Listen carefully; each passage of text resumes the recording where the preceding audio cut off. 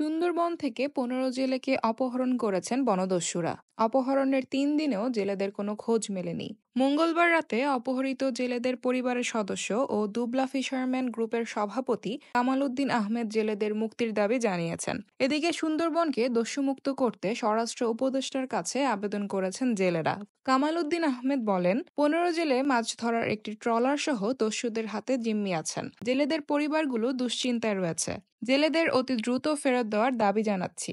এর আগে রবিবার দুবলার চর সংলগ্ন বঙ্গোপসাগর থেকে ১৫ জেলেকে অপহরণ করে দস্যুরা। এ সময় আরও জেলেদের অপহরণের চেষ্টাকালে ৩ দস্যুকে মারধর করে আটক করেন জেলেরা। পরবর্তীতে আটক দস্যুদের কোস্টগার্ডের হাতে তুলে দেওয়া হয়। এই ঘটনায় কোস্টগার্ড পশ্চিম জোনের আলোরকোল কন্টিনজেন্ট কমান্ডার মোহাম্মদ জাহিদুল ইসলাম বাদী হয়ে শরণখোলা থানায় একটি মামলা করেছেন। শরণখোলা থানার ভারপ্রাপ্ত কর্মকর্তা মোহাম্মদ শহীদুল্লাহ জানান, কোস্টগার্ড আমাদের কাছে ৩ জন দস্যুকে হস্তান্তর করেছে। এই ঘটনায় মামলা হয়েছে। দস্যুদের আদালতে সোপর্দ করা হয়েছে।